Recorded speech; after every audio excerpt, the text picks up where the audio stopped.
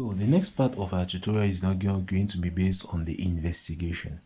So for the investigation, you start for the investigation of the disease, you go now to investigation of the cause, the investigation of the complication, and the background and the prognosis.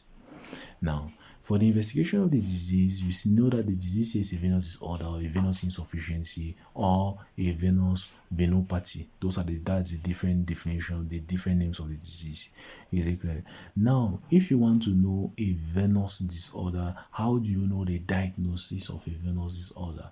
Is it clear? The diagnosis of venous disorder is clinical. You can see it clinically. You can support it clinically. You need to know that generally in surgery, you need to know that the best way to support in surgery is going to be clinical, because the diagnoses are very precise clinically in surgery, because you have clinical signs that you can easily visit to find your diagnosis in surgery. So clinically, you can support your diagnosis by having those clinical elements like varicose veins. Now, in paraclinically, the major imaging that is done in order to visualize is in Doppler venous ultrasound. Is it clear? Why Doppler? I've already told you that what the difference between Doppler and duplex is that what Doppler ultrasound is there to visualize the functioning of the structure. It helps to understand the flow of the blood vessels, while the duplex is going to visualize the anatomy. Is it clear? So when you want to know the structure of the blood vessel, is going to help you, the duplex. Is it clear? So here you best do the Doppler ultrasound.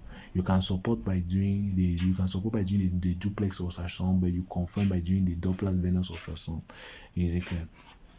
Now, other element that you can do, again, the first thing that you have to do is that you have to do for the venous obstruction, you can support by anatomic visualization. You support with anatomic visualization, that is the duplex ultrasound. You support again with the venography by placing dye in the veins, and then you do an x-ray to still visualize the anatomy. And then the third one now is going to be a photoplate seismography. Is it clear? Seismography, all that can visualize the anatomy. But now to confirm now is by visualize now by using a functioning investigation, that is a Doppler ultrasound. Is it clear? Doppler ultrasound, you precise that it is a Doppler venous ultrasound. It's a precision, it's not arterial.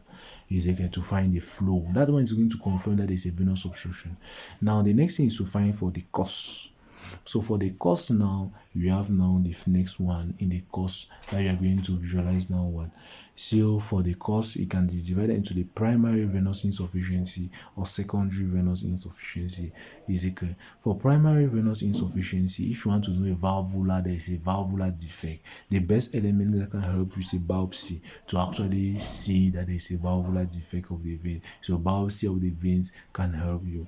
Now, for secondary, it is divided into thrombophlebitis and deep venous thrombosis, but the mainstay of all that is that they are going to have a thrombus in both of them. Is it clear? So for you to confirm that there is a thrombus, to support first that there is a thrombus, you are going to do D-dimers. Is it clear?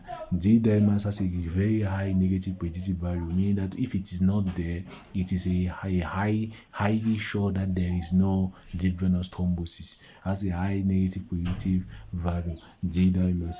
Is it clear? So it supports. And then to confirm, you have to visualize still with the D. To confirm now, you now use also the Doppler ultrasound. The Doppler ultrasound can help you to know, or the duplex ultrasound can help you to know if there is a thrombus inside the vein. Is it clear?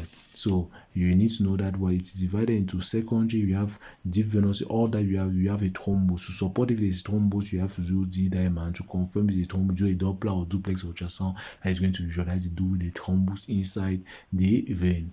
So that is for the cause. The next one is for the complication. The complication, we had venous hypertension. Is it clear? Venous hypertension, you are going to measure normally the hypertension by using a striker, and this is the same striker that is going to help you to measure the you have a striker that helps you to measure the intra compartmental pressure. Is it clear? So you have other things that can help you to measure the venous hypertension. Even the Doppler ultrasound can help you to measure the blood pressure at the level of the the blood pressure at the level of the vein. Is it clear? That Doppler ultrasound can also help you in doing that, to measure the blood pressure level of the vein. Is it clear? The next thing is going to be the complication like a venous ulcer. A venous ulcer is visible. Is it clear? It's a clinical diagnosis. There is nothing that can confirm that ulcer than clinically.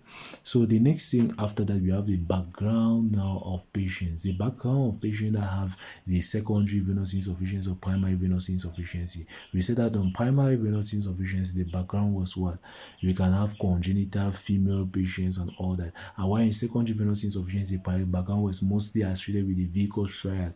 So we have to evaluate for all the elements in the Venous triad and to evaluate the specific risk factor of the patient and do specific tests to know those risk factors. And the last element is the prognosis.